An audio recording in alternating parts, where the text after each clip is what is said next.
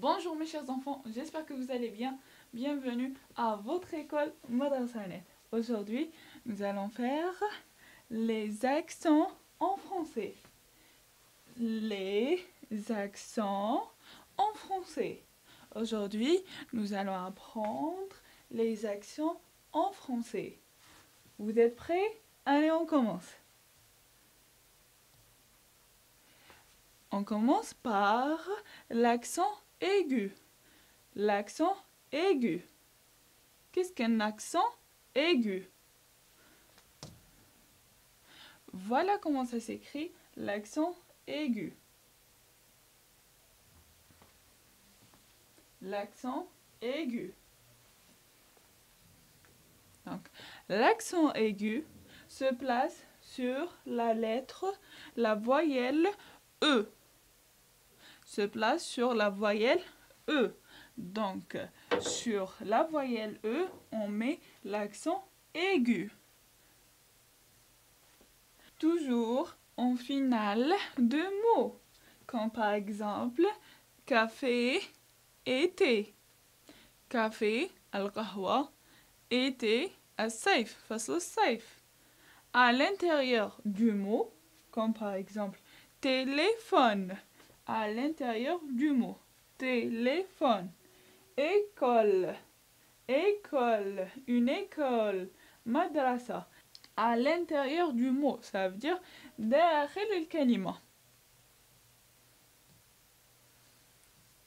On passe maintenant au deuxième accent qui est accent grave. Accent grave. Vous pouvez dire que c'est le contraire de accent aigu dans l'écriture. L'accent aigu, ça s'écrit comme ça, alors que l'accent grave, ça s'écrit comme ça. Il s'utilise sur les voyelles A, E, U. Donc, l'accent grave se place sur les voyelles A, E, U, alors que l'accent aigu se place toujours sur la voyelle E. Donc, il est utilisé avant une syllabe contenant un E muet. On va voir un exemple comme mère. Il est utilisé avant une syllabe avant une syllabe contenant un E muet. Ça veut dire, voilà le mot mère, il y a un E avec accent grave, il est avant la syllabe RE, la syllabe qui contient un E muet. Muet. Ça veut dire on l'entend pas. Muet. La prononciation de A et U, de A avec accent grave et de U avec accent grave ne change pas. Alors que la prononciation de E avec accent grave, ça change. Mère. On n'a pas dit me. Mère. Mais A et U ne changent pas. On prend des exemples. Et voilà pour faire la différence entre OU avec un U avec un accent grave et OU sans accent grave. OU avec un U avec un accent grave, ça parle d'un lieu. Où es-tu?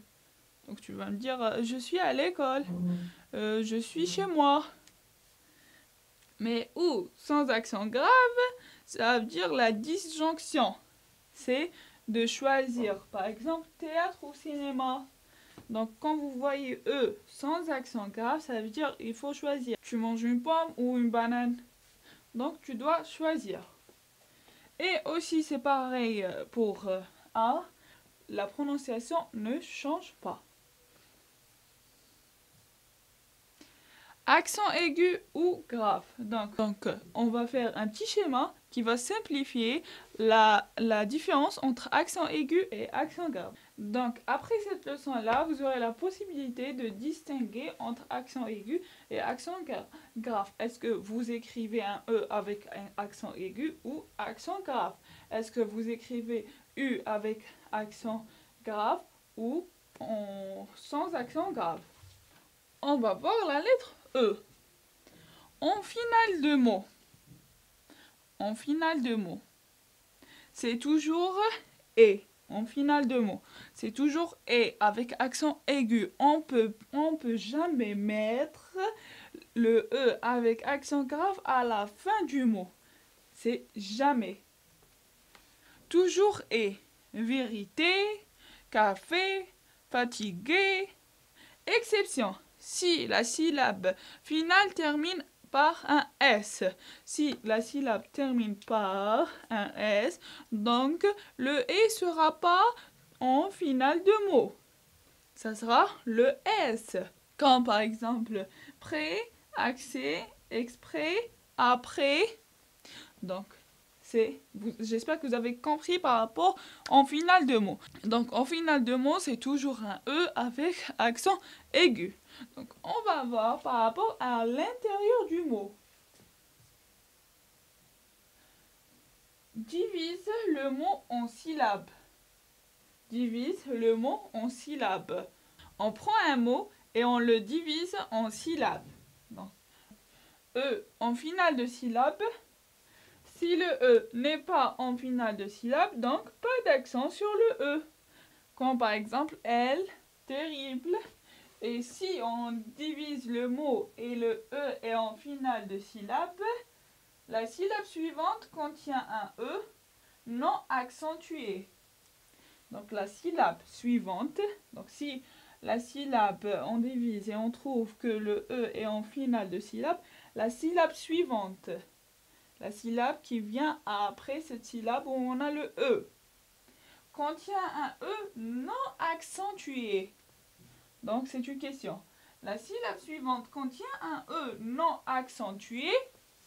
Si c'est non, donc c'est toujours un E avec accent aigu. Comme par exemple téléphone, vérité. Si la syllabe suivante contient un E non accentué, si c'est oui, donc c'est toujours E avec accent grave. Père, voilà, la deuxième syllabe contient un E non accentué.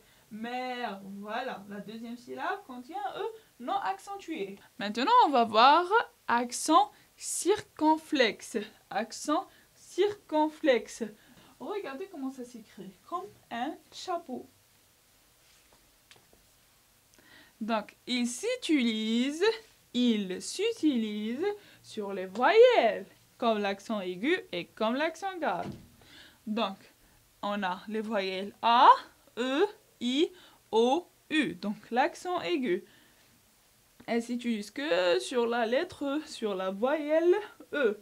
L'accent grave, elle s'utilise sur les voyelles E, A, U.